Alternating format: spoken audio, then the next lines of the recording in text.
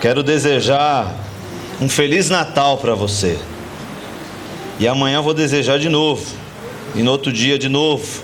Semana que vem, outra vez. E na outra, de novo. E assim por diante, né? A gente comemora todos os dias Jesus na nossa vida, né? Todos os dias a gente desfruta do que Deus faz em nós, né? E todas as vezes a gente desfruta do que Deus fez por nós. A gente se lembra de tudo, de toda a sua história, né? E da sua eternidade também.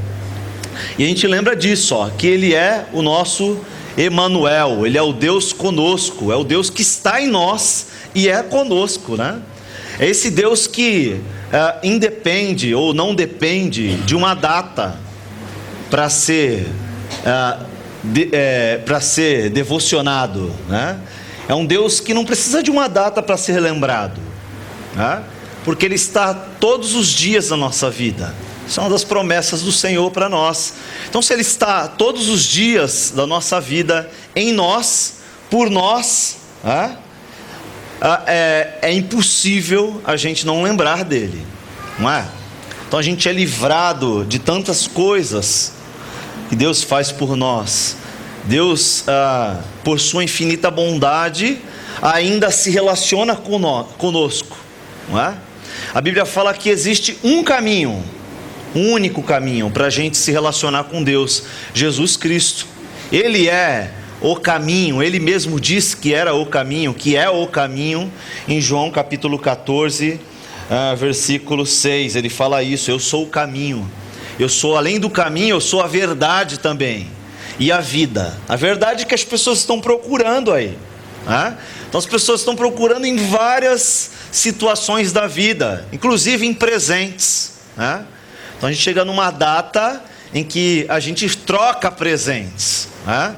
A gente faz amigo secreto ou inimigo concreto, né? A gente faz essas brincadeiras de fim de ano, e isso nos faz lembrar de que o mundo é consumista, individualista, egoísta, tudo isto que não presta, o mundo é. E eles querem empurrar isso goela abaixo em nós, né? E a verdade é que para o cristão, no mundo em que a gente vive, existe um paradoxo muito grande acerca do relacionamento com Deus e acerca do relacionamento com o que esse mundo diz que é importante para a gente. Eu vivo essa pressão, você vive essa pressão, né? A sociedade empurra para a gente um jeito de se vestir, um jeito de falar, um jeito de pensar. A sociedade empurra para a gente programas que a gente deve assistir. Qual é o estilo de vida, o estilo de diversão, o estilo de relacionamentos, o estilo de amizade, o estilo de casamento. A sociedade quer empurrar para a gente até uma subjetivação acerca do que a pessoa é, do que Deus criou. Deus criou homem e criou mulher, e eles querem fazer disso também algo subjetivo. Pode ser tudo. Discute-se muito hoje sobre ideologia de gêneros, né? Então você pode ser qualquer coisa. Outro dia eu estava vendo na TV uma matéria falando sobre transgênicos, né? A pessoa que nasce um corpo de homem, transgênero. Transgênico é outra coisa, né? Mais fácil de entender e de aceitar, né? Mas falam de transgêneros, uma pessoa que nasce com um corpo, mas diz que a cabeça não é daquele corpo, né? Então ela pode cortar fora, ela pode operar, ela pode fazer o que quiser, porque na verdade ela é o que ela pensa ser, né? Isso está na nossa sociedade. Os seus filhos aí, pré-adolescentes, vão começar a ouvir isso na escola já. Crianças estão ouvindo isso. Você sabia que tem escolas no Brasil que não existe banheiro feminino e masculino? Sabe disso? Que o teu filho, a tua filha vão frequentar o mesmo banheiro ali. Não tem problema não. O menino faz xixi em pé. Se quiser sentado também não tem problema. A menina faz sentada, se quiser em pé também. Tem um negocinho agora, né? Tipo um funilzinho que a mulher usa para fazer xixi de pé. É tipo uma prótese de um pipi, né? Então ela coloca na frente para ela poder fazer xixi de pé, né? Então pode ser tudo está bom, tudo está certo. E o que a Bíblia diz? Isso aí é muito retrógrado. O que Deus criou há mais de 6, 7 mil anos atrás, isso é muito retrógrado, né? Isso aí é um pensamento muito antiquado, isso é passado, você está com a mente de velho, você tem que pensar novo, é novidade. Você está com a mente da época da ditadura militar, né? Porque tanta rigidez, com horário, com estilos de vida, todo mundo pode viver do jeito que quer, o importante é ser feliz, né? E a gente percebe essa diferença entre o que Deus pretende no relacionamento com o homem e o que isso faz com que o homem seja, e os seus relacionamentos aqui na terra, né? E o que o mundo prega acerca do que é o relacionamento. Como pode ser o relacionamento? Eu tive um professor na faculdade, eu já contei isso para vocês, um excelente professor, formador de opinião, que dizia de um relacionamento que ele conhecia entre 3 homens. Um casamento entre 3 homens. Moravam os 3 homens, eles tinham um casamento, os 3 homens, né? Então pode tudo hoje, né? Tudo pode, naquele que fortalece, né? Ainda falam isso, né? Então a gente vai falar um pouco sobre o relacionamento com esse Emanuel, e a gente vai usar esse texto aqui como base, que é Mateus capítulo 1, 23. Hoje não é um sermão, mas a gente vai bater um papo sobre esse relacionamento com Deus e o que isso implica nas nossas vidas também, né? A gente está falando de um Deus que veio em forma de homem, em semelhança de homem, diz Filipenses, mas ele se fez carne, né? Um Deus que é transcendente, um Deus que é eterno, um Deus que não é limitado. Então quando você fala assim, a mão de Deus, para a gente compreender o melhor sobre Deus e os seus feitos, você não pense que Deus tem uma mão como a nossa, limitada, porque se ele tem uma mão, então desse lado aqui ele não está, ele está só onde está a mão, e a gente não pode limitar quem é esse Deus, né? Que lugar que ele ocupa. A Bíblia fala que a gente conhece através da Bíblia que Deus é onipresente, ele está em todos os lugares, então ele não pode ser limitado, né? Então esse Deus, ele veio em forma de homem, se fez carne, né? Ele colocou limite nele mesmo, né? Ele se permitiu ser semelhança de homem para vir até aqui e deixar não só um legado, mas deixar uma vida, né? Se sacrificar e morrer para que nós tivéssemos esse relacionamento com ele, né? Então diz o texto lá que eis que a virgem conceberá e dará à luz um filho, e chamá-lo-ão pelo nome de Emanuel, que quer dizer Deus aqui conosco, aqui no nosso meio, né? Então Deus deixou o seu trono de glória, né? E desceu até aqui para estar no nosso meio e se mostrar e se revelar para o homem, né? Então a gente, quando estuda teologia, a gente conhece que Deus se revela ao homem de forma geral e de forma específica, né? A revelação de Deus se dá de forma geral e específica. De forma geral você olha para a natureza, você fala, Deus existe. É impossível você olhar a graça de um flamingo, né? E você falar, é muito perfeito aquilo, né? Meu irmão comprou uma calopsita. A calopsita se chama, como é, paixão? É tão engraçado. Antero, né? Alguma coisa antero, é composto o nome, viu, gente? Alguma coisa antero, né? É o nome dela. Mas é tão bonitinho aquele bichinho, né? E é tão engraçadinho. Como é que é o sinal de calopsita? Te atrapalhei? Esse aí é ruim assim? Calopsita. Então é tão bonitinho aquele bichinho que você olha a perfeição dele, a especificidade, né, os detalhes, aquilo é muito bonito. Sempre que eu vou a algum zoológico, eu me lembro lá em Foz do Iguaçu tem o Parque das Aves, né? E você entra ali no meio das aves e tem o tucano que fica ali próximo de você, olhando para você com aquele bicão desse tamanho, e aquela ave é uma ave tão bonita, né? Algo perfeito. Quando você olha para aquilo, você fala, não é possível, Deus existe, né? Deus existe. Quando você olha para a revelação geral, você olha as árvores, você olha toda essa perfeição, a diversidade de frutos, né? As cores. Gosto de viajar de carro, porque você vai olhando para a estrada, aquelas tonalidades de verde, né? Verde para mim é só planta, viu, gente? Mas quando você olha aqueles verdes das plantas, né, na estrada, aquelas tonalidades diferentes, é tão bonito aquilo ali, né? Você fala, não é possível, gente, Deus existe. Deus é muito perfeito no que faz, né? Então Deus se revela assim também. Outra forma geral que Deus se revela através da consciência humana. Conta-se de uns missionários que chegaram a uma tribo indígena. Não me lembro que missionário, já faz tempo que eu ouvi sobre isso. E ele chegou nessa tribo indígena, a primeira vez que chegou um homem branco nessa tribo.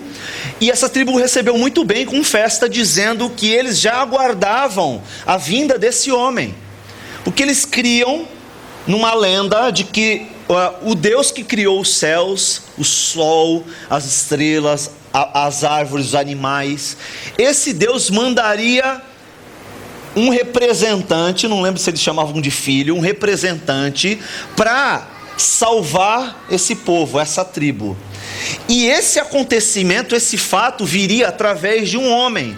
Um homem viria de outro lugar, imagina, nunca tiveram acesso a outras tribos ou a outros povos. Viria um homem de onde? Não sabiam, eles não conheciam cidade, o homem branco. Então eles aguardavam alguém de fora da tribo vir anunciar a história desse Deus para eles, né? Conta-se que essa tribo, em sua grande maioria, se converteu porque eles já aguardavam isso.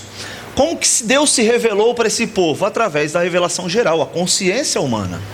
Você pergunta assim, poxa, como que um homem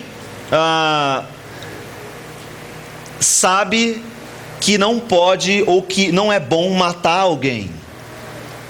Como que uma criança sabe que não é correto desobedecer o pai? Está certo que ela continua fazendo, isso é o pecado, essa explicação é mais simples.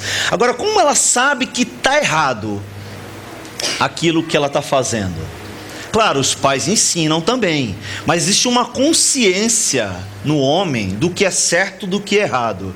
Isso Deus implantou no homem, né? A consciência do que é certo e do que é errado. A revelação geral de Deus se dá também pela consciência humana. Agora, a revelação específica se dá por Jesus Cristo. Jesus Cristo veio em terra para se revelar para a humanidade como Deus, especificamente os seus atos, né, o seu amor, os seus gestos, as suas ações, né? E a Bíblia também é uma outra forma de revelação específica sobre quem é o Emanuel. As profecias, os profetas do Antigo Testamento disseram acerca dele, disseram que ele viria montado num burrinho, né? Disseram de onde ele viria, disseram a naturalidade de onde ele nasceria, contou-se acerca dos judeus, acerca dos reis. O povo judaico esperava esse Messias e o espera Jesus ainda até hoje, né? Então o Antigo Testamento diz acerca desse Cristo, acerca desse Messias que viria ser esse Emanuel, o Deus aqui conosco, presente. Isso é tão bom, né? E a gente está olhando e vivendo mais um tempo, final de ano. Eu estava na praia com os meus pais, fui aproveitar o Natal para revê-los, né? E a gente ali na praia, quem mora na praia ou quem já foi à praia sabe que final de ano muitas oferendas são feitas ali, né? As pessoas pulam as 7 ondinhas delas, acendem as suas velas, preparam os seus barquinhos ali para Iemanjá e mandam na água as suas rosas, fazem aquela sujeirada na praia. Desculpe, gente, mas chama isso de farofeiro, tá? Quando a gente desce daqui para lá, saiba que o pessoal está falando, lá vem o farofeiro. É assim que a gente chama lá. Eu sei que muitos não fazem isso, mas levam a fama junto com eles, tá bom? Então, a gente sabe que fazem muita bagunça lá, muitas oferendas. E esse povo, ano após ano, fazendo as mesmas coisas. Compram uma camisa branca para passar o ano novo, porque dá paz, né? Compra uma blusa, roupa verde que dá esperança, né? A pessoa que usa verde, gosta de verde, tem bastante esperança. Tem que ter muita esperança, senão fica difícil, né? Quem usa o azul? É para quê? O azul? Eu também não sei não. Mas cada cor tem um significado, né? Amarelo é o quê? Dinheiro. Olha aí, gente, todo mundo de amarelo do dia 31 pro dia 1º, tá bom? O vermelho é amor, né? Então a pessoa que está aí orando pelo amor vai virar o ano com a camisa vermelha, que isso vai dar um axé legal, né? A pessoa vai conseguir o amor desejado aí em 2016, né? Há aqueles que fazem muitas promessas no final do ano, né? Dia 1º de janeiro eu começo o regime. Muito bem. Mas é engraçado porque o regime todo ano acontece, mas ele dura assim uns 3 dias mais ou menos, né? Aí chega no final do ano, hoje eu meto o pé na jaca, né? Hoje não posso, né, gente? É aquela farofinha, aquele franguinho, aquele pernil, né? Aqueles recheios aí dentro do frango, né? Você faz lá o teu chester, faz lá a tua saladinha, que mais? A maionese, né? Tem tudo lá, a bebida, né? A champanha, né? Para estourar e comemorar lá, é uma beleza, né? Então esse final de ano todo mundo acaba com o regime, começa as promessas para o ano que vem. E aí nessas promessas a gente faz um monte de promessas para o nosso Emanuel, né? A gente ajoelha ali no final do ano e fala: Senhor, abençoa esse ano ali, né? Deus, me dá um emprego para que eu ganhe um pouquinho mais, né? Se esse ano que vem o meu salário aumentasse um pouquinho, se eu recebesse aquela promoção, mas se eu conseguisse morar naquela casa, se eu conseguisse comprar aquele apartamento, se eu conseguisse trocar de carro, mas se eu conseguisse entrar na academia, se eu conseguisse fazer o regime e perder os meus 10 quilos, se eu conseguisse arrumar um marido ou uma esposa, mas se eu conseguisse entrar numa faculdade, a gente sempre projeta para o ano que vem algo de especial juntamente com o si, né? E a gente joga a responsabilidade para Deus. Deus, olha, vai ser muito melhor se acontecer isso, mas está em tuas mãos. O Senhor que sabe. O Senhor quer que melhore o negócio ou não? E veja bem, lembra daquela minha sem vergonhice do carro do TR4 lá, da Mitsubishi? Lembra do sorteio do carro? Lembra disso? Né? Então a gente faz isso com Deus no final do ano. Poxa, Deus, se eu receber aquele aumento, eu vou ser um dizimista melhor. Prometo que eu vou ser fiel, né? Eu vou cuidar. Ofertas missionárias, puxa, não vou falhar, Deus. Eu vou ficar fiel ao Senhor, custe o que custar. Se eu comprar aquele carro, eu vou separar mais uma porcentagem para abençoar os irmãos e os missionários, né? E aí Deus abençoa nossas vidas e a gente continua não cumprindo as nossas promessas, né? E aí o Deus conosco está ali para quê? Para nos servir, para suprir as nossas necessidades, para fazer aquilo que a gente quer para o ano que vem. E o que a gente promete para Deus? A gente cumpre. A gente fala: Deus, olha, esse ano vou ser melhor, vou fazer isso, vou fazer aquilo. A gente tem cumprido. Faça uma análise agora das promessas que você fez para Deus ano passado. Faça uma análise das promessas que você fez para Deus durante esse ano. Olha, Deus, eu vou investir, vou trabalhar no ministério. Ano que vem eu assumo o ministério. Isso é homem, né? Homens aí, homens, cheio de homem, né? Olha, Deus, ano que vem eu vou assumir o ministério X. Eu vou me comprometer. Eu vou dar aula na escola dominical. Eu vou trabalhar mais, eu vou tal, e a gente deixa de cumprir tudo aquilo que a gente promete para Deus, não é? Então quando a gente olha para esse texto e a gente pensa nesse Deus, esse Deus que está aqui conosco, né? Um Deus que é misericordioso, é amoroso, é um Deus que cuida de nós, é um Deus que é presente em nós, é um Deus que supre as necessidades, é um Deus que está aqui conosco, é um Deus que cuida de nós. Mas e como funciona esse relacionamento com Ele? Esse relacionamento meu com Deus, como foi durante esse ano?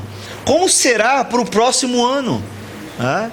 Natal é um dia que a gente ama a Deus, né? Que a gente se apaixona por Deus, que a gente ora, que a gente agradece por aquela mesa farta. Mas como funciona esse relacionamento? Como tem sido a tua vida de oração, queridos? Como tem funcionado a tua vida de oração? Como foi esse ano que passou? Como será o ano que vem? Como que você tem relacionamento com Deus se você não ora, se você não fala com Deus? Lembra do papo de louco que eu falei? Né? Então a gente faz muito isso com Deus, né? Então eu tenho uma amizade com o Gabriel, né?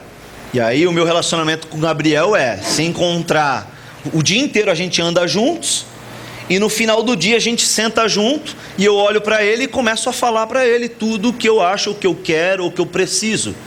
Aí quando ele vai falar, eu, amém, em nome de Jesus, amém. No outro dia tá eu e Gabriel de novo andando lá, fazendo tudo na vida. No final do dia eu sento de novo com o Gabriel e falo: Gabriel, olha, preciso disso, me ajuda nisso. Que relacionamento é esse? Que papo de louco é esse? Se só eu falo com ele. Que diálogo? Não há diálogo, não há conversa, não há troca. Pois é, a gente faz isso com Deus. Mas a gente não faz isso com as nossas amizades. A gente não faz isso assim com o marido, a gente não faz assim com a esposa, pelo menos não deveria, né? A gente não faz assim com os filhos, com o colega de trabalho, com os vizinhos, com os familiares. A gente não faz assim.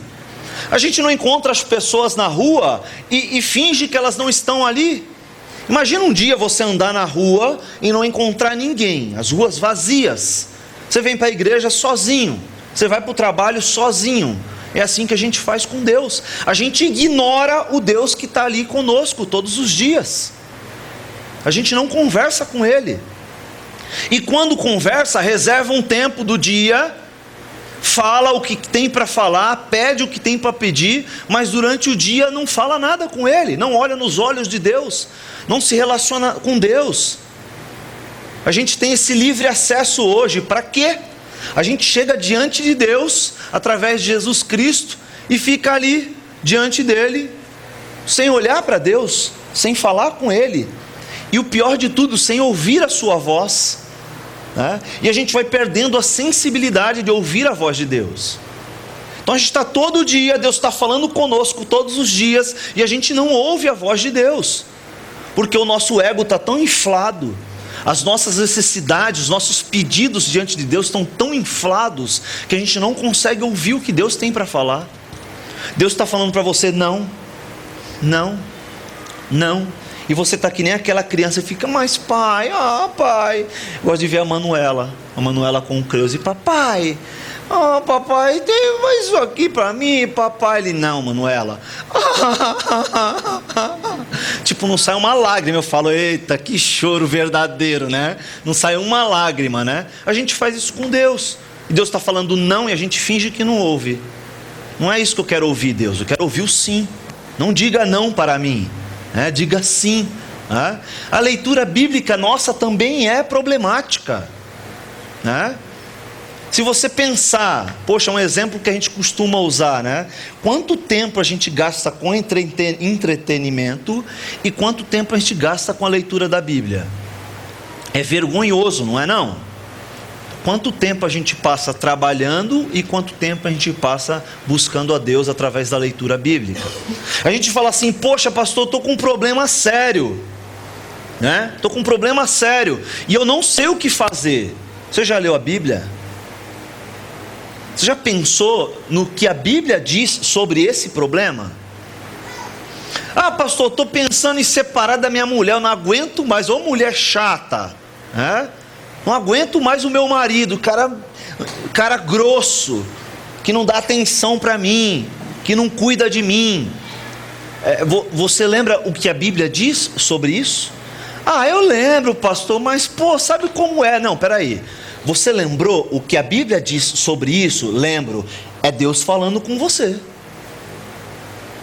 Deus já falou com você o que você tem que fazer. Por que você não simplesmente obedece? Porque os ouvidos estão tapados. Não querem ouvir o que Deus tem para falar acerca do relacionamento com Ele. Esse Deus é conosco para quê? Por quê? Por que Ele está conosco? Por que Ele vive em mim? Por que Ele mora em mim? Para quê? Para chegar no Natal, no final do ano e cantar um parabéns para Ele, né? Ou para trocar presentes. Essa comunhão com esse Deus promove comunhão com os irmãos. Qual é a qualidade dessa comunhão? Se eu não tenho comunhão com esse Deus, como é que eu vou ter com esses meus irmãos? Se eu não consigo ouvir a voz do Deus que é Senhor da minha vida, que está acima sobre todas as coisas, como que eu vou ter relacionamento com os meus irmãos? E o contrário também é verdadeiro, né? A Bíblia fala: como eu digo que amo a Deus se eu não amo o meu irmão que eu vejo? Como é que eu digo que eu amo a Deus que eu não vejo? Alguma coisa está nublada nessa relação, não é? E a nossa devoção, gente? Você deve ação para Deus, né? Pelo que Ele fez por nós, né? Então Ele está em nós hoje e fez algo por nós. O que fazemos por Ele hoje? Frequentamos uma igreja simplesmente? E eu estou falando aqui, nessa questão, algo que extrapola esse ambiente, tá, gente? Algo que extrapola aqui. Tipo, por que nós não temos projetos sociais pessoais? Né? Eu sei de algumas pessoas que aqui já fazem isso, né? Projeto com crianças, enfim, vão em asilo, enfim, melhor dizendo, orfanatos, né? O que esse cristianismo em você provocou, além da religiosidade, né? Você tem se importado com as pessoas, né? Você tem se importado de ir e fazer algo para as pessoas na prática, cuidar de alguém na prática, né? A Bíblia fala que é isso a religião, né? Cuidar dos órfãos e das viúvas, né? O que temos feito como consequência desse encontro com Deus, dessa vivência desse Deus em nós, desse Emmanuel, né? E esse processo de santificação, né, que vem desse relacionamento com Ele também. Em que estágio você está? Você está progredindo? Você está caminhando? Está indo em frente? Você está entregue ao teu pecado? Você está lutando contra o pecado? Como está a tua vida? O que tem gerado esse relacionamento? A presença desse Deus em você, o que isso promove, né? Para a gente pensar sobre isso, queridos, porque os anos vão se passando, né? Os anos vão se passando. Existe um modelo de igreja, vocês percebem que a gente não usa muito isso aqui, né? Porque a gente não entende que um pacote idealizado por um pastor lá nos Estados Unidos ou lá no Japão, né, possa ser suficiente para que essa igreja chegue a um crescimento espiritual, mesmo porque nesses casos eles promovem um crescimento numérico, não necessariamente espiritual. Mas a gente tem algumas ferramentas que a gente usa como os grupos pequenos, né? Mas nesse processo de santificação, o que tem faltado para que você reconheça que Deus está trabalhando na tua vida dia após dia?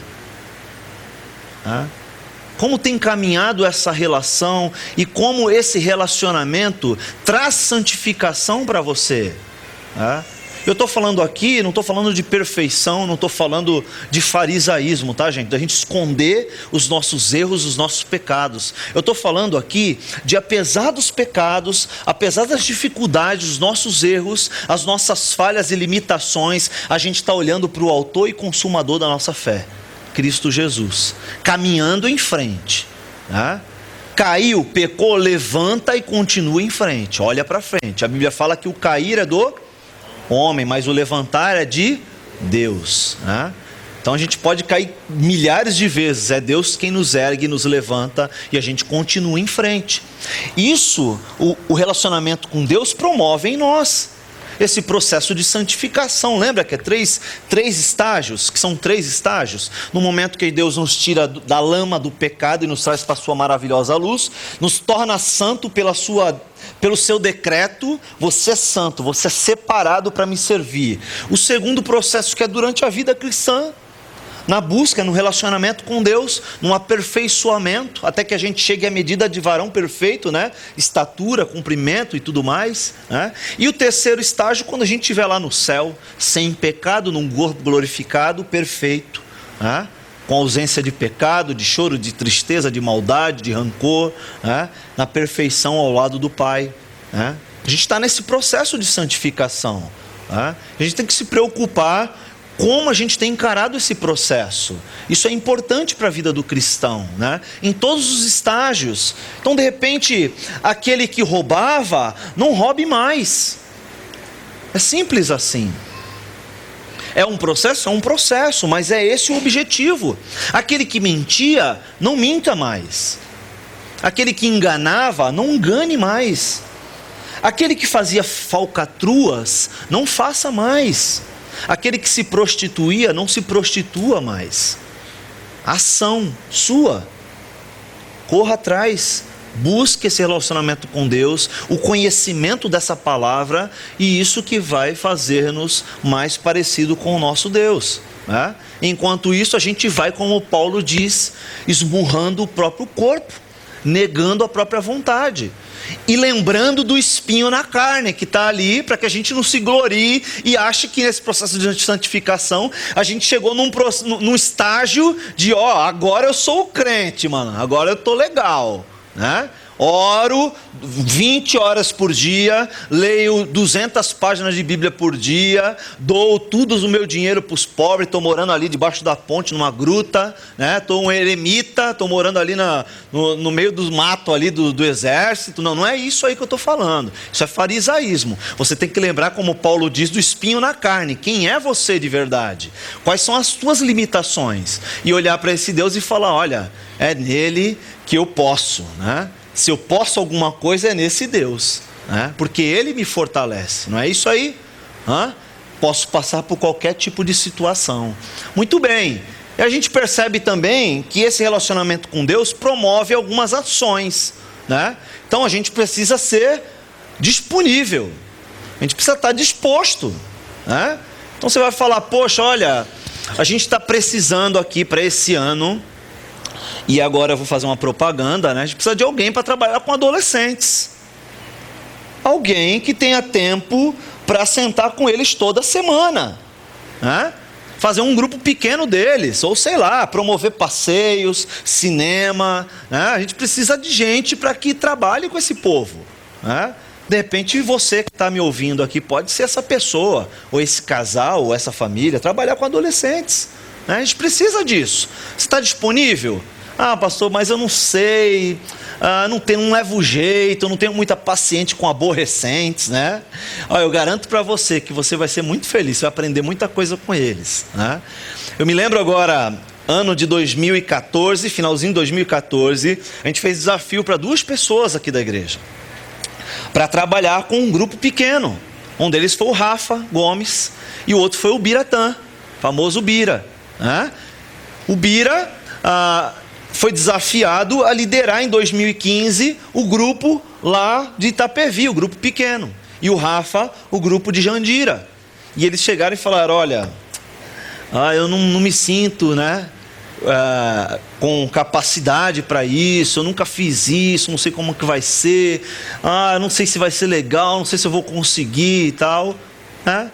Quem veio no amigo secreto dos grupos pequenos, né, o final do ano, pôde ver, né, ou pôde ouvir e ver o testemunho deles, dizendo que foi muito bom para a vida deles e que eles mesmos cresceram demais, né? Aceitaram o desafio, estavam disponíveis para Deus, né?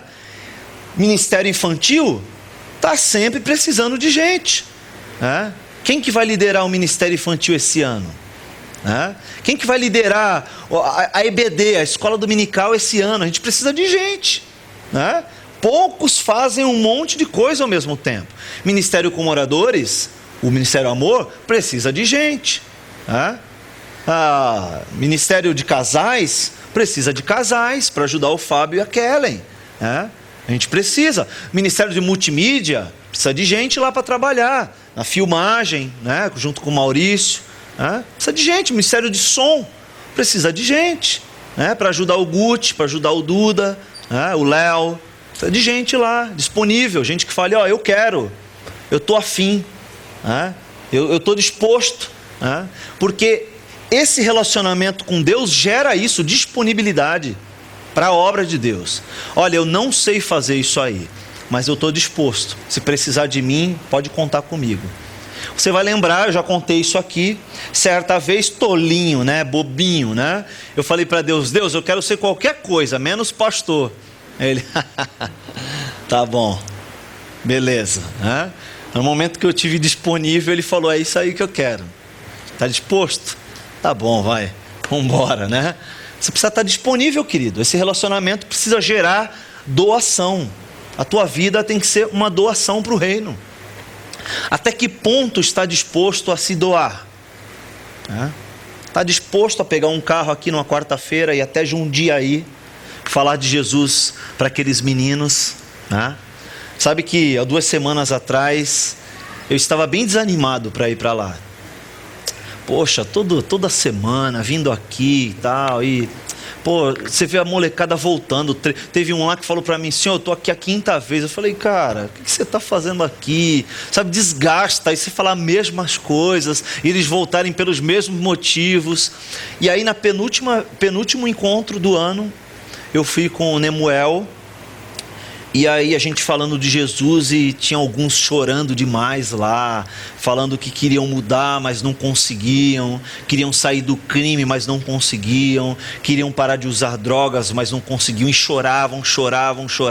2 rapazes, um até tinha 15 anos, maior que eu, gente, assim, ó, acho que o dobro assim de tamanho, chorando, e não sabia o que fazer, não sabia como fazer. E o que a gente pode fazer?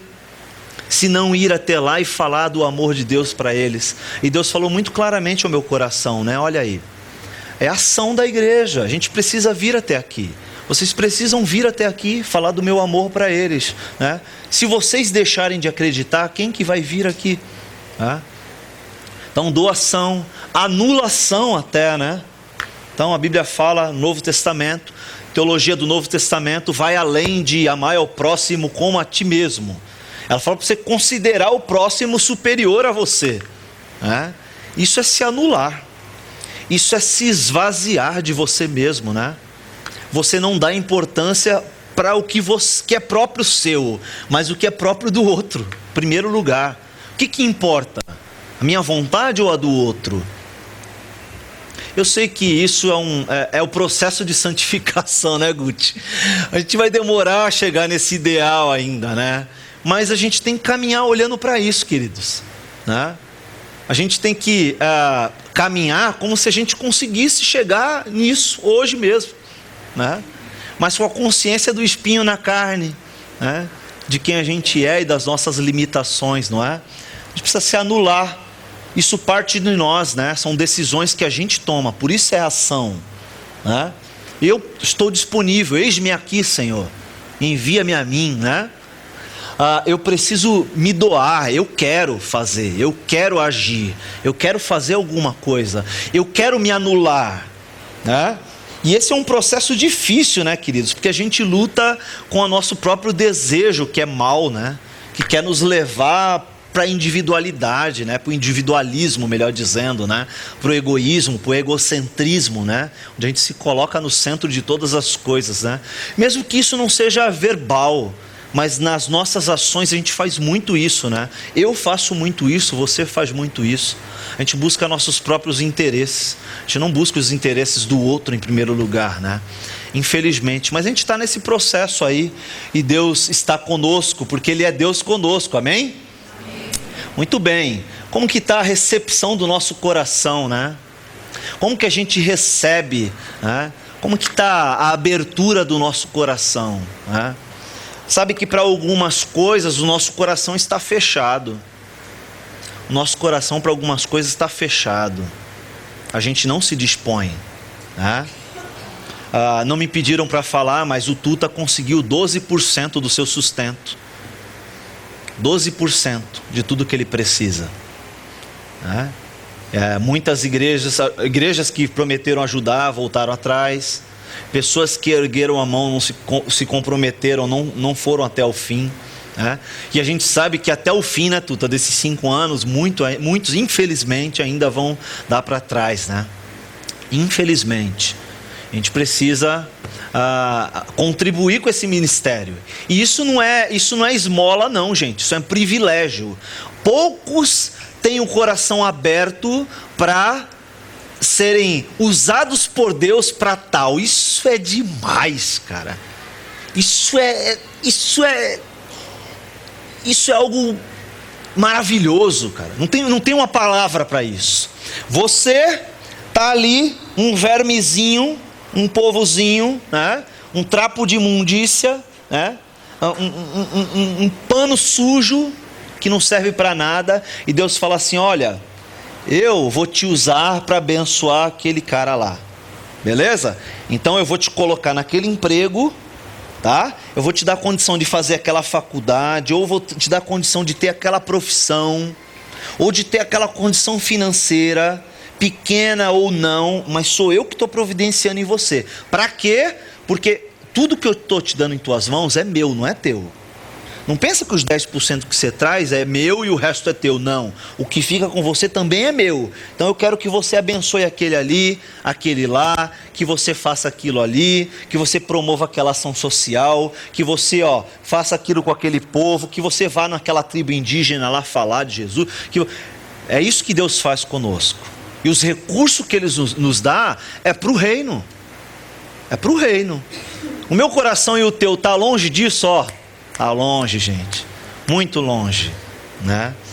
Mas será que tem alguma abertura para ajudar um de nós? É um dos nossos aqui que eu estou falando. Estou falando de um cara que mora lá no Japão que a gente nem conhece. É um dos nossos. Está aqui a Gabi. A Gabi conseguiu 70%, algo em torno disso. 80%. Estamos aí na luta para conseguir o restante, né?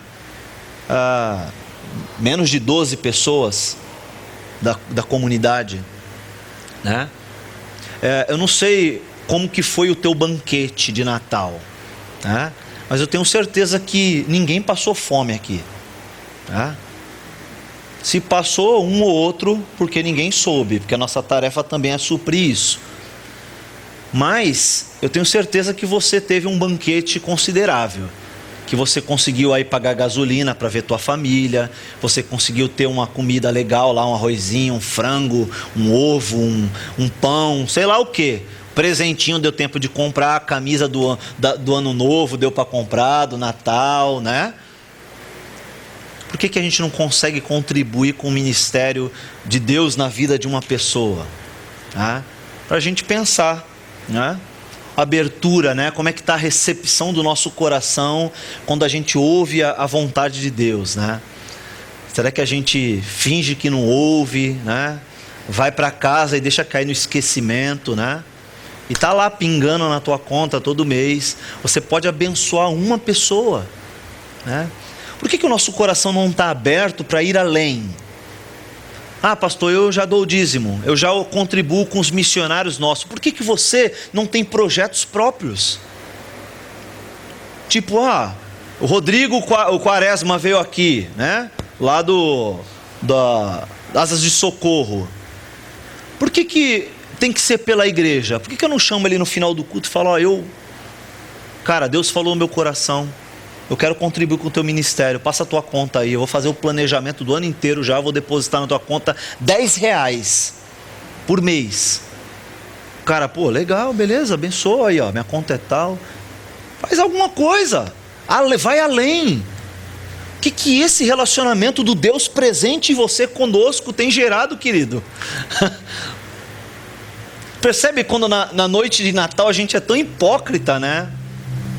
Esse Deus veio conosco para nos ensinar a partilhar, né? A abençoar outras pessoas. E a gente fica só, venha a nós, né? O nosso reino, né? Venha a nós o nosso reino, seja feita a minha vontade, né? Assim na terra como no céu, né? O pão nosso, obrigado, dai-nos hoje, né?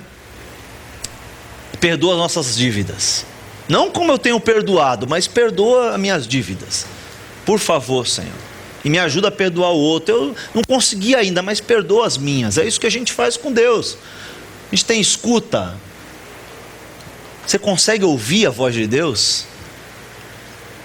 Você acredita de verdade que eu e o pastor Creuze, eu quem vier aqui pregar no domingo, você acredita que Deus fala conosco durante a semana para trazer uma mensagem, para falar com os irmãos também? Você acredita nisso de verdade?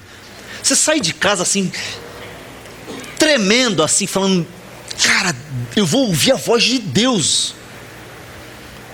Deus vai falar comigo hoje. Quando você vai orar, quando você vai agradecer a Deus pela refeição, quando você está no dia a dia na rua, você ouve a voz desse Deus. É esse Deus que você conhece? E a disponibilidade, né? A disponibilidade, né? De ouvir e acatar a voz de Deus, né? A vontade de Deus, né? Então a gente tem aí, relacionamento com Deus, gerando ação, desde que o nosso coração esteja receptivo para ouvir a voz de Deus, né? Agora, isso nos traz alguns aprendizados, né? Estar com Deus, andar com Deus, ouvir Deus, tem que trazer aprendizado.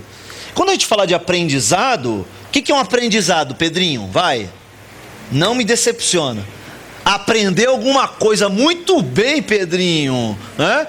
Então, quando você fala que você aprendeu alguma coisa, isso é sinal que antes você não sabia, agora você sabe. Sabendo, isso te faz ser outra pessoa, né? Então, se você vai para uma aula na tua faculdade ou na escola, chegou lá, o cara falou 1 mais 1, 2. Você fala, caramba, não sabia, cara. 1 mais 1 é 2, ou são 2. Quando alguém perguntar para você, 1 mais 1, você, eu sei, mano, são 2, né? São 2, eu sei, eu aprendi. Né? Com a palavra de Deus é a mesma coisa, não é? Então, eu não sabia. Deus, o Emanuel, é comigo agora. Isso muda a minha vida, transforma a minha vida. Transformou, e agora? Agora eu tenho uma vida transformada, eu sei. Eu mentia, e agora? Agora eu não vou mentir mais, né? Porque Deus mudou o meu conceito, mudou meus padrões, mudou o meu coração, né? Então a gente percebe que existe um aprendizado que é gerado na vida. Sabe quando Salomão chega no final da sua vida e fala assim, tudo é vaidade. Como correr atrás do vento. A vida com Deus traz um aprendizado. Eu não posso desobedecer a Deus, porque vai dar ruim. É assim que a molecada fala hoje, vai dar ruim, né? Vai acontecer alguma coisa de errado se eu desobedecer a Deus, né? Consequências de pecado estão presentes nas nossas vidas, porque a gente desobedece a Deus, e isso gera consequências, né? A jovem ou o jovem que vão ter relação sexual antes do casamento pode engravidar. Isso é uma consequência. Você vai ter que arcar com isso. Quais são as consequências? Você vai ter que trabalhar, você vai ter que abandonar os estudos muitas vezes, você vai ter que casar, né? Você vai ter que mudar a história da tua vida. Isso são consequências, né? Você vai ter menos possibilidade de emprego? Vai ter, porque você tem filho. Então, quando chegar no emprego, você vai falar, tem filho? Tenho. E tem emprego que não pega. Porque aqui os horários são meio malucos, então a gente não pega mãe com filho pequeno. Você roubou, foi preso? Foi. E agora? Agora você vai ter dificuldade de arrumar emprego, porque tem gente que tem preconceito. O pessoal não vai contratar. Você foi preso por quê? Porque foi latrocínio, eu roubei e matei. Qual é o chefe que vai querer te contratar? Qual é o dono de empresa que vai contratar um sequestrador? Você foi sequestrador, cara. E isso são consequências. Ah, é justo isso? Ah, cara, talvez não, porque ele deveria te dar uma oportunidade, né? Você pagou pelos teus erros? Você pagou pelo crime que você cometeu? Pagou. Então você está com a ficha limpa, você tem que sair limpo de nenhum problema, você já pagou pelos teus erros. Ah, mas não é assim que as pessoas pensam. Isso são consequências. Você tomou decisões erradas. Isso traz consequências, né? A vida com Deus traz aprendizado. Aprendizado que a gente tem que andar com Deus, a gente tem que temer a Deus. Toda vez que a gente for fazer algo que não agrada a Deus, aquilo tem que gerar um temor no nosso coração. A gente tem que olhar e falar, puxa, isso não vai ser legal. Não só diante de Deus, mas para a minha vida. Não vai ser, não vai trazer consequências boas, né? Outra questão de aprendizado também. Existem momentos da vida, momentos de relacionamento com Deus que traz aprendizado. Não é só no final da vida que a gente chega a uma conclusão de que a gente tem que obedecer a Deus. Mas existem momentos da vida, né, que a gente obedece a Deus, as coisas vão bem e você fala, poxa, eu aprendi. E algumas vezes você desobedece, as coisas não vão bem e você fala, aprendi. E algumas vezes a gente faz o que não presta, as coisas vão bem porque Deus mudou a história e a gente aprende também com isso, né? Isso são aprendizados da vida, do relacionamento com Deus. E também existe a questão do relacionamento com outras pessoas. Sabe aquela história do inteligente, do sábio e do nécio? Me ajuda aí, gente, porque eu sempre me confundo com isso. O inteligente, ele aprende com o erro dos outros. Com o erro dos outros. O sábio, tá certo, é inteligente com os próprios erros. O inteligente, ele aprende com os próprios erros, correto? Então ele errou, ele fala, puxa, pensou, fala, isso não foi legal. Eu não vou fazer isso de novo, porque as consequências não foram boas. Então o cara é inteligente e fala, não vou fazer isso de novo. O sábio, ele vê as outras pessoas errando, ele fala, não vou cair nessa. Pedrinho fez aquilo ali, deu errado isso aí, Pedrinho e tal. Aí eu olhei e falei, puxa, não vou fazer isso aí não, cara. Não vou cair nessa também não. Deu ruim pro Pedrinho, vai dar para mim também. Então não vou cair nessa não, né? Esse é o sábio. O nécio, ele nunca aprende. Ele erra com os próprios erros, ele não aprende com os próprios erros, ele não aprende com os erros dos outros. Ele está sempre caindo nos mesmos erros, nos mesmos problemas e nunca aprende. Agora, quando a gente pensa sobre esse relacionamento, e com essa presença do Deus conosco, entre nós, o que isso fez em nós? O que isso mudou em nós? O que faz hoje? Deus é o meu Deus, eu amo esse Deus, eu tenho um relacionamento com Ele. O que isso faz? Isso mudou o quê? Na prática. Qual é a prioridade na tua vida hoje? O que essa relação promove nas tuas prioridades? E o que as pessoas pensam disso? Quando elas olham o que fez na sua vida e o que continua fazendo, quando eles olham as prioridades que você tem, o que as pessoas pensam sobre você? O que elas olham, o que elas enxergam em você? A gente já falou algumas vezes sobre isso aqui. Esse Deus em mim, como se conhece? Como que é conhecido esse Deus em mim? Através do quê? Como ele se mostra em mim? É só na oração de Natal, na mesa, quando a gente pega as mãos e fala, Senhor, gratos somos, pelo que o Senhor fez por nós durante esse ano, abençoa o ano que vem.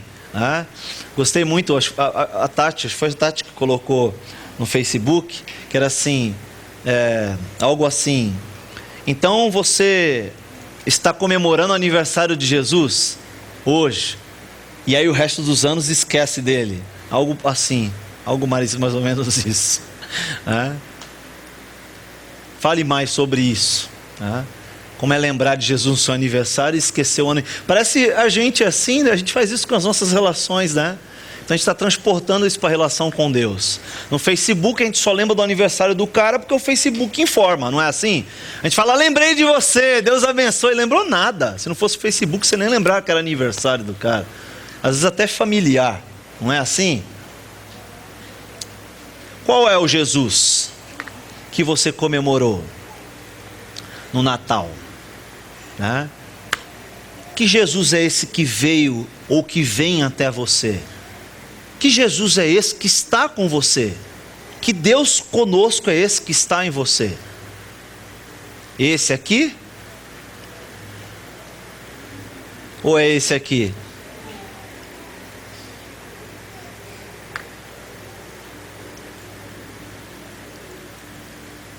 Qual do Jesus? Aquele que sofreu por você, aquele que te amou, pelo que fez, ou aquele que te ama pelo que te dá? Percebe que é bem tênue essa linha, né? É bem tênue. A gente calcula a bênção de Deus, o cuidado de Deus com aquilo que a gente tem, ou com aquilo que a gente recebe, né? Se a gente não tem, como é que fica? Não foi isso que Paulo falou? Quando ele disse, eu tudo posso naquele que me fortalece? Que ele aprendeu a viver na fartura e na necessidade. Que Deus é esse que as pessoas têm vivido? Que Deus é esse que as pessoas têm comemorado no Natal? Que Jesus é esse que é conosco? Para quê? Para dar presentes? Para nos premiar? Para nos recompensar? Então nós servimos a Deus, nós viemos para a igreja, nós nos convertemos para quê? Para receber dele, para viver uma vida próspera, para a gente ser servido, para a gente arrecadar desse Deus bens e fortunas, e privilégios e benefícios. Ou a gente viu o exemplo desse Deus conosco, que se humilhou, se entregou, se doou, serviu, para que a gente fizesse o mesmo. Eu quero que a gente pense sobre isso hoje. Quero que você faça uma reflexão na virada de ano, para você pensar sobre que Deus é esse que você serve, que Jesus é esse que você conhece, e que Jesus é esse que você quer servir o ano que vem.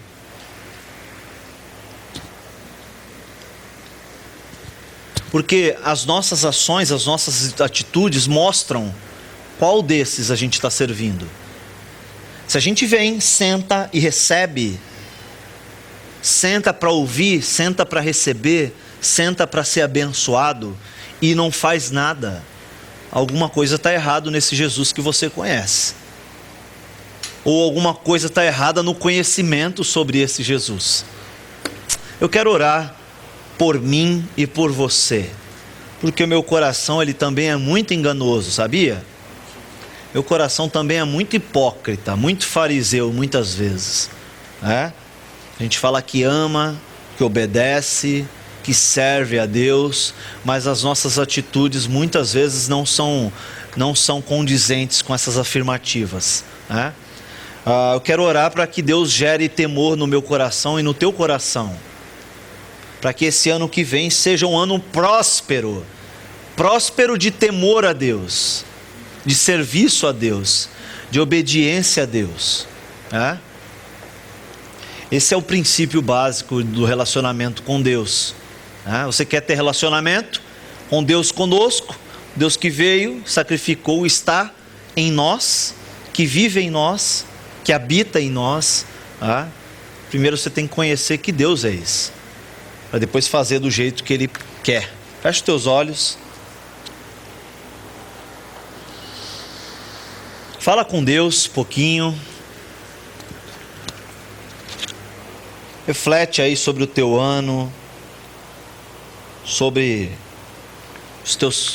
o teu relacionamento com Deus, os teus relacionamentos com os irmãos,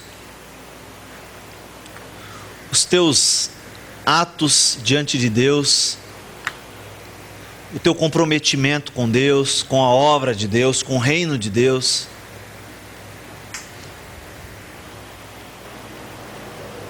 Faça uma reflexão. Se você acha e você entende que não foi bom esse ano, peça perdão para Deus. Diga a Deus: eu quero esse ano que vem andar contigo. Quero ouvir a tua voz mais, eu quero entender mais a tua voz, quero compreender mais a tua vontade, quero te buscar mais. Se comprometa com Deus. Deus, eu virei na escola dominical mais, te buscarei mais nos grupos pequenos, estudos bíblicos. Faça um acordo com Deus, promessas.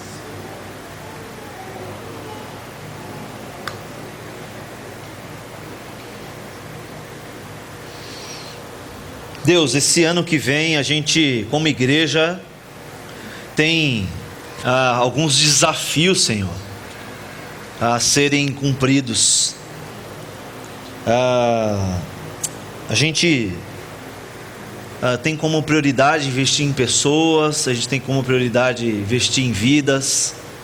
A gente quer ver muitas pessoas rendidas aos teus pés, prostradas aos seus pés, reconhecendo o Senhor, reconhecendo o teu senhorio, reconhecendo a tua soberania, o teu grande amor. A começar de mim, Pai, eu quero viver todos os dias da minha vida rendido aos teus pés, humilhado aos teus pés, te servindo, te adorando, fazendo a tua vontade, Senhor. Nós como igreja temos sido muito abençoados por Ti, Pai. Nossa comunidade tem se fortalecido, tem crescido com os grupos pequenos, com os ministérios. A gente tem tido um número muito grande de pessoas fiéis a Ti, Senhor, financeiramente inclusive. Poucas pessoas, a gente percebeu durante esses últimos anos, ficaram desempregadas, Senhor. Isso é bênção do Senhor para nós.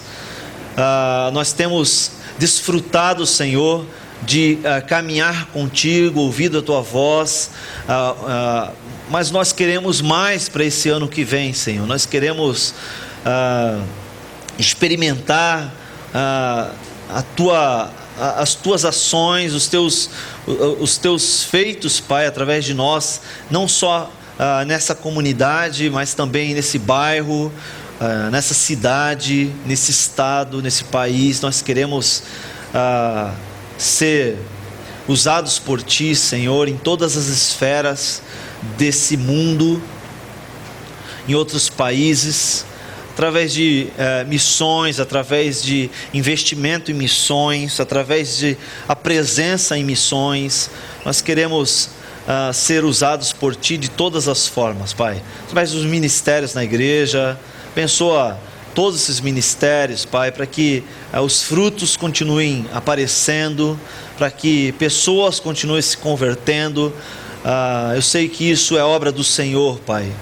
Por favor, nos ajuda a permanecer fiéis nas nossas promessas, nos nossos comprometimentos contigo, Pai. Agora abençoa nossos irmãos, me abençoa cada um que está aqui, cada membro dessa igreja, cada frequentador, cada pessoa que tem chegado no nosso meio, Senhor, para que esse ano que vem seja um ano maravilhoso, Pai. Maravilhoso de obediência ao Senhor, Pai, de entrega, de renúncia, de devoção, de relacionamento contigo, Pai. Nós queremos isso. Nós queremos ouvir mais a Tua voz, obedecer mais o Teu chamado, obedecer mais a Tua vontade, obedecer mais a Tua palavra, conseguir ouvir mais a Tua voz, Senhor. Nós queremos isso para nós, Senhor. Faça isso em nossas vidas, Senhor, esse ano. Esse ano foi um ano difícil, Pai. Tivemos muitas perdas, muitos falecimentos, muitas pessoas que nos deixaram, e a gente teve também muitas alegrias, muitas dificuldades, muitas lutas, e nós queremos continuar fiéis a Ti, Senhor, na alegria ou na tristeza. Nós queremos continuar fiéis ao Senhor na fartura ou na falta Nós queremos continuar fiéis a Ti, Senhor. Faça isso conosco. Abençoa a nossa liderança, abençoa as famílias, abençoa os casais, os jovens, os adolescentes, as crianças, os idosos. Os abençoa, Senhor, para que a gente continue Te servindo e Te obedecendo nesse ano que vem. Nós queremos isso e nós pedimos em nome de Jesus. Amém.